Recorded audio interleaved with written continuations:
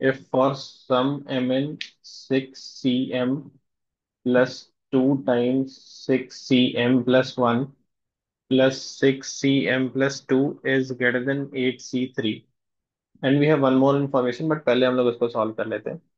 यहाँ पे हम लोग एक प्रॉपर्टी यूज करने वाले हैं बाइनोमियल कोएफिशिएंट की, that is n c r plus n c r plus one is equal to. ये प्रॉपर्टी आप तब यूज कर सकते हैं जब सुपरस्क्रिप्ट सेम हो और रिजल्ट में एक ज्यादा हो जाता है सुपरस्क्रिप्ट, और सबस्क्रिप्ट आपके कॉन्सिक्यूटिव हो, तो जो भी उनमें से बड़ा होता है वो रिजल्ट में आ जाता है।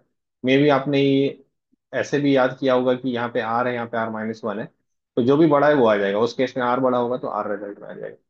We can remember like this. अभी जैसे ही आप ये प्रॉपर्टी यूज करेंगे, यहाँ पे टू टाइम्स है तो आप क्या करिए, एक इसके साथ क्लब कर दीजिए और एक इसके साथ क्लब कर दीजिए। तो ये आपको क्या बन जाएगा, जब आपने 6 cm को एक इसके साथ क्लब किया 6 cm प्लस 1 से, तो 7 cm प्लस 1 बन गया।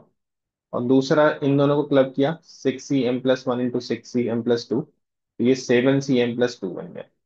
And this is greater than 8c3। Next आप फिर से यही प्रॉपर्टी यूज कर लीजिए, ऊपर वाली ये प्रॉपर्टी। तो अगेन 7 and 7 आर सेम, तो रिजल्ट में ये 8 हो जाएगा। और इन दोनों में बड़ा आपका m+2 है तो m+2 हो जाएगा। And this is greater than 8c3। तो आप क्या देख पा रहे हैं कि इनका सुपरस्क्रिप्ट सेम है, दोनों जगह पे 8 है, और यहाँ पे m+2 है और यहाँ पे ग्रेटर देन 3 है।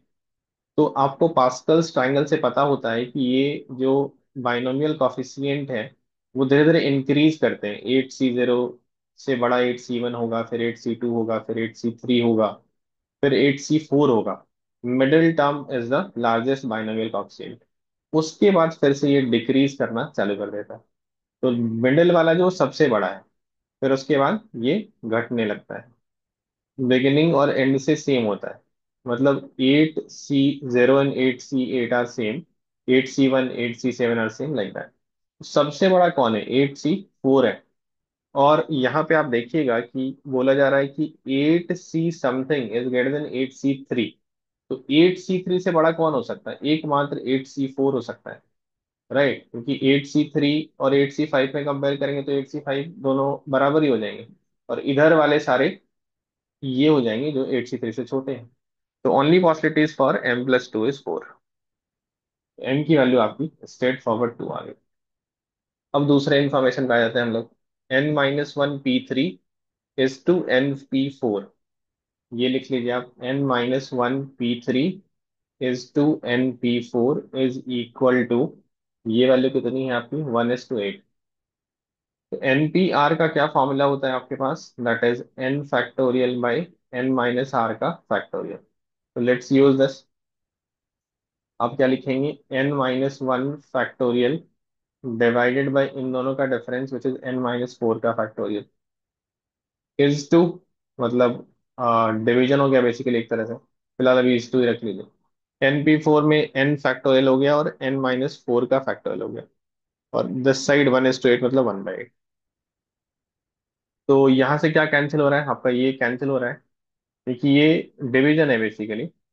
इज टू मतलब ये डिवीजन है, तो जब आप मल्टीप्लाई में कन्वर्ट करेंगे तो ये ऊपर चला जाएगा। तो यहाँ से n-1 factorial divided by n factorial is 1/8। तो क्लियरली n की वैल्यू आपकी 8 आ रही है, क्योंकि n फैक्टोरियल को आप n इंटू n-1 फैक्टोरियल लिखेंगे। तो n भी आ गया और m भी आ गया। Now we need n p m+1, n p m+1 plus you need the value of n+1 cm, n+1 cm। Value रख दीजिए, what is value of n, n आपका 8 है, p हो गया, m आपका 2 था तो 3 हो गया, and this is n+1 9c2।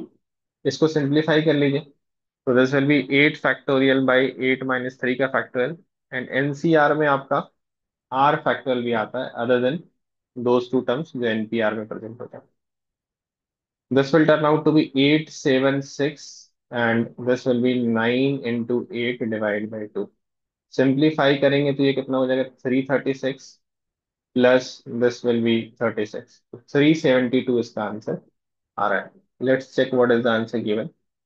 Answer is given as option D which is 372।